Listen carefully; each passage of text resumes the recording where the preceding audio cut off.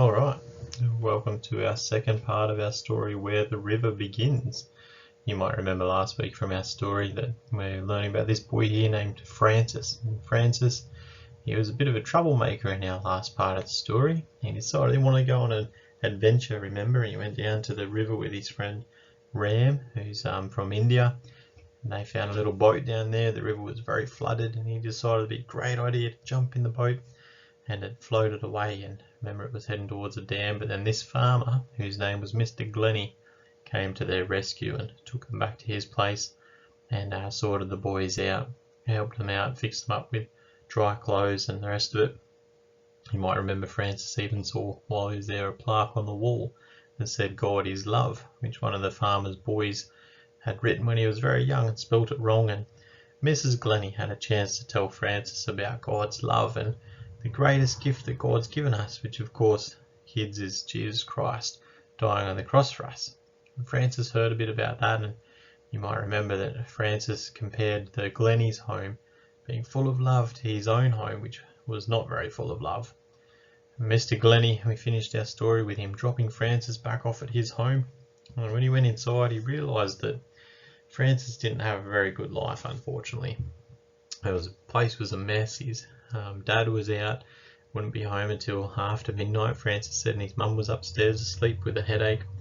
And Mr. Glennie did want to talk to his parents about what had happened, but realised it probably wasn't much point and probably not the best thing to do. So he made Francis to promise him a couple of things. I wonder if you can remember what those promises were. One of the promises was that he wouldn't do anything silly again, like what he'd done today with the boat in the river. And the next promise was that he would come back and visit him again another day. Well, Francis, he hadn't heard anything the next day about his adventures. His mum, she didn't bother to tell her dad. She'd come down the night before, remember, quite angry and upset. "Where have you been, Francis?" she said, "and wait till your father hears when he comes home, and you'll get all the punishment that you deserve," and things. But she never told him. Francis had never heard anything for the rest of the day about it. It was Sunday that day, and for the whole Sunday nothing was said about it. But his parents weren't happy. Throughout the day you'd hear them up in their room, and they were quite upset. There'd be a few arguments between them, and his mum would come down and she was quite tearful and upset. The girls, his two sisters, they were fussing, and Wendy was one of them, and they were fussing a bit, and Wendy was all upset, and Francis, he just didn't like it. So he ran out of the house and just wanted to get away again. And off he went into the backyard, kicking a football around, and then started heading over to his favourite cherry tree where he liked to go. And when he saw Ram passing by, he yelled out to Ram, "Ram, come in here." He went and opened the gate and let Ram into the yard and said, "Ram, I want to show you something, come with me." Ram was pretty hesitant. He said, "Oh, no, Francis, no." He said, No, don't worry. Nothing dangerous like that boat. I just want to show you. It's just a tree. It's just a tree." And Ram went with him. And he showed Ram the cherry tree way down the back of his yard, behind the long grass, behind the other trees they had. And he climbed up in the tree and he showed him his little tin box where he hid his baseball cards and lollies and matchbox cars. And they ate some lollies and sat there talking. And it was quite nice for Francis. He didn't really get to just sit and talk to people much and things, so he quite enjoyed doing this with Ram. Ram told him all about his journey from India to America and the trip on the plane, everything that had happened and his journey, how he got there. Francis, he talked to him about football and sport and other adventures that he had planned, and the boys just sat there and talked for a while. Then Francis, he randomly asked Ram, he said, "Ram, do you like school?" "Oh, no, I don't like school." "Why don't you like school?" Francis asked. He said, "Oh, two boys. They try to hurt me. Tyke and Spotty. They try to hurt me all the time." Francis was a bit confused by this.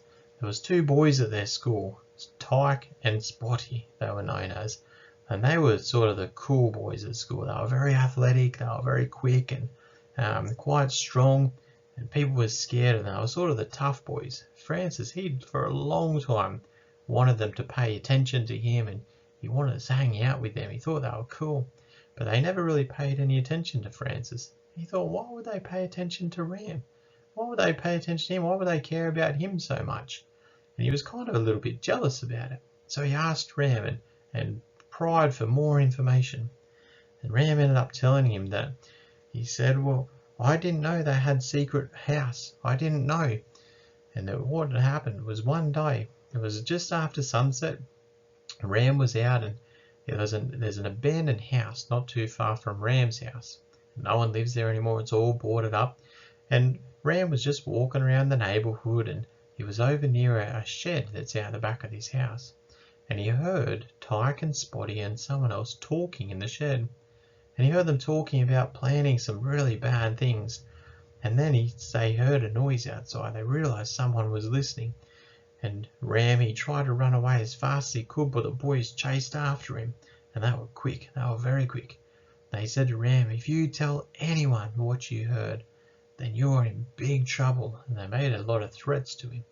So from then, Ram was really scared of these boys, Tyke and Spotty. Francis, he heard the story and he should have been quite upset for Ram and quite concerned, but he wasn't. Francis was a bit jealous that this had happened to Ram, and in fact he was more curious about the secret hideout than anything. He said, oh, they've got a secret hideout and it's not too far from here? Cool, I never knew about that. Maybe that's like a gang that they're in. Maybe I could be part of the gang. Yeah, maybe I should try and join them. Ram tried his best to talk Francis out of it. Said, no, Francis, it's a terrible idea. They're bad kids. It's a horrible idea. It's as bad of an idea as the boat. But once Francis got an idea like that in his head, there was no stopping him. Francis quickly decided that it was lunchtime and he had to go, and so both the boys climbed down the tree. Ram went home and Francis went to go inside for lunch. He was so excited and running inside that he nearly knocked straight into his stepfather, who was up now, and he was pretty angry and upset at Francis. Francis, I told you that you were meant to help me wash the car this morning. Where have you been? I told you that it was your turn today and I was going to help you. You needed to help me this afternoon. Francis was quite annoyed. He wanted to go that afternoon to the clubhouse to see if he could try and join the gang and listen to Tyke and Spotty talk and listen to their plans, and he just wanted to go and fit in with them. But now his dad wanted him to help him all afternoon do jobs, and that would take forever. That would be past sunset. Francis knew that this wouldn't work. So Francis, he went back inside and he was quite upset now and angry and frustrated, and he walked into the kitchen. After he got in the kitchen and his dad had left, he realised that his mum was standing there looking out the window, just staring out the window, quite sad and upset, and he realised that he was alone with her. It didn't really happen much that Francis and his mum talked anymore much, and he thought about it, that they used to talk a lot, way back when Wendy was still a baby. He used to talk to his mum all the time. They were like friends, best friends. And then Francis had a bit of an idea. Maybe if I talk to Mum again, maybe if Mum comes to me with me to the cherry tree, that's a fun place, it's a nice place. I'll take Mum to the cherry tree. And she can even if she can't climb it, she can stay down the bottom. We'll have some lollies and we can talk and we can just have a good time together. And then Francis, as he thought about this, it made him happy, and he thought, you know what? If that's the case, I won't need to go and join Tyke and Spotty's gang anymore. I don't need those boys. If I can be good friends with Mum again and talk to her, I won't need them. I won't even bother to go and listen to what they're up to. And so Francis, he said, Mum, wanting to talk to her, but she wasn't in a very good mood. The way she saw Francis was that all he was a naughty, mischievous boy who only ever caused trouble. All he ever did was upset his father, and all he ever did was create problems. That's how she saw Francis. And she turned around quite upset. Francis, where have you been? You know you were meant to help Dad wash the car this morning. You know you were meant to help him do the jobs. Now you've made him frustrated and everything's bad. You ruined everything. Francis, you always ruin everything. Francis, with that, was very upset. He didn't even want to stick around anymore. He ran out of the house and He knew he wanted to go and join Tyke's gang as soon as he could, as soon as possible. The next Sunday, a whole week later, he thought he might have his chance. His family were leaving to go to an amusement park for the day, but Francis wasn't going with them. They decided that they didn't really want Francis to go because they thought he'd just ruin the day and cause problems and pick on his little sisters, Wendy and Debbie, or he'd say something to upset his stepfather and things would just go bad. So they didn't particularly want him to go, and he didn't really want to go.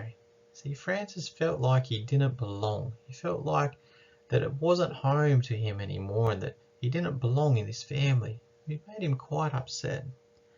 So he decided he'd stay home, and he knew this was his chance as well to join Tyke's gang. So after that day, he decided when it was nearly sunset, he took himself to the abandoned house. He knew his parents wouldn't be home for a fair while yet. There was a while away at the amusement park and it would take him a long time to get home. And so he waited. He went inside the shed where the boys would meet, and it was filthy. There was rubbish on the ground and cans and tins, and the walls were mouldy, the windows were dirty. He waited in there for a little bit, and then as it got darker, he went back outside and was walking around the backyard when suddenly he heard the boys coming. He went and hid behind some bushes, and the boys went inside the shed. They lit a lamp, and the lamp was shining out the window and the door of the shed. Francis hid behind the bushes, just waiting and listening to what they were saying. And then he heard the boys talking about a plan. They wanted to go and smash up the phone booth that was outside Ram's house. Francis, it made him a bit scared. Smash the phone booth? He thought, well, that's a bit far for me. I don't even think that's a real good idea. And as Francis was there, sitting behind the bush, suddenly he felt a sneeze coming. Oh, please don't sneeze, he thought. And achoo, he sneezed. Boy, he was in for it now. Please, I hope Tyke hasn't heard. Tyke, what was that? He yelled out from the shed.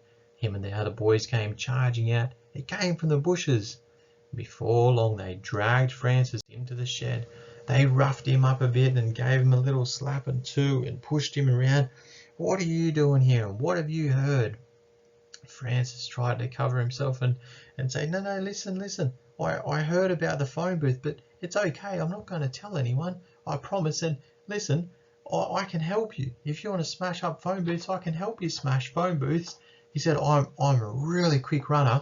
I'm very fast. I can help you and run away, or maybe I could be a lookout person for you. And if there's trouble, then I can tell you or run or something. They thought about it for a while. Tyke thought about it. Well, maybe we'll give you one chance if you really want to help us. But Francis, if you tell anyone about what we're doing, and then he muttered some threats to Francis that Francis could have never imagined. No, I promise, I won't. He said, well, Francis, go to the end of the street and look around. And when there's no one coming anywhere at all, stand under the street lamp and hold your hand up so we can see that the coast is clear. Francis ran down to the end of the street. He felt happy, he felt excited and thrilled, and he looked around. There was no one at all coming, so he stood under the street lamp and held his hand up. And before long, 3 figures in the darkness came out of the shadows and went straight for the phone booth opposite Ram's house. Francis could hear from where he was the smashing of glass and some other noises and things before the boys ran off. And Francis, he too ran off back home. And strangely, Francis, he felt happy. He felt like he belonged, like he was important. For once, he felt like he was accepted. A couple of days later, he dared to go and have a look at the phone booth. And it was all smashed and broken, and the receiver, the actual handset was broken, the cords were all ripped out. The whole thing was completely wrecked. And Francis, he felt a bit of pride knowing that he'd played a part in it. Just then, Ram waved to him from across the road at his house. And Ram said, Francis, come over and play for a while. So Francis did. Now Ram, his parents had gone out for the evening, and he had a little sister named Tara. And Tara, she was already in bed asleep. And the boys, they played. They set up army men in the lounge room and got their marbles out, and they knocked each other's armmen over with the marbles. They were playing that for a while and they needed more room. It was cold, it was winter, they had the gas fire going. They moved the lounge across against the wall to make more room for their army men before they got pretty hungry. And they decided they'd go to the corner store to get some food. So they did. But then as they came back around the corner from the corner store, suddenly there was a problem. They saw smoke coming from Ram's house. Both the boys ran inside as quick as they could and the whole place was filled with smoke. Ram yelled out to Francis, "It's the lounge! It's too close, too close!" When they'd pushed the lounge across over against the wall to make more room for their game, they'd pushed it too close to the fire. It had caught on fire and now the house was burning and his sister was still upstairs in her room. "Quick, Francis, run! Call the police, call the fire, call the ambulance, run!" So Francis, he ran out of the house and he ran over to the phone booth. He went to go and call the fire brigade and the ambulance. But of course, once he got there, he suddenly realised and remembered what he'd done. The phone booth was smashed. There's no way he could call for help. Francis suddenly didn't feel so good about what he'd done. He realised how horrible what he'd done actually was and how bad it was. He didn't know what to do. He thought. Quickly, he ran home as fast as he could to tell his mum. Before long, his mum had called the fire brigade and the ambulance, and they were on their way. But in the meantime, Francis and his mum, they grabbed a ladder and they ran back to Ram's house as quick as they could. By the time they got there were already some neighbours who'd got their garden hoses out and they were hosing down the house trying to help. And another neighbour, he'd tied a couple ladders together and had them up against the side of the house where Tara's window was. He was trying to climb up to get her and he smashed the window to go inside. He yelled out, "I can't see the bed, I can't see anything." And Ram said, "I'll help you." And Ram scurried up the ladder behind him. Before long, both the people disappeared into the thick smoke. It wasn't too long though before both of them came out of the smoke, sliding down the ladder with Tara. They'd managed to get her out of the fire, but poor Tara was limp. She wasn't moving. They took her over and sat her on a mat on the ground, and Ram and Francis came over and Francis' mum, and she tried to help her out. She was barely breathing. She had a heartbeat, but she was barely breathing at all, and she wasn't doing well.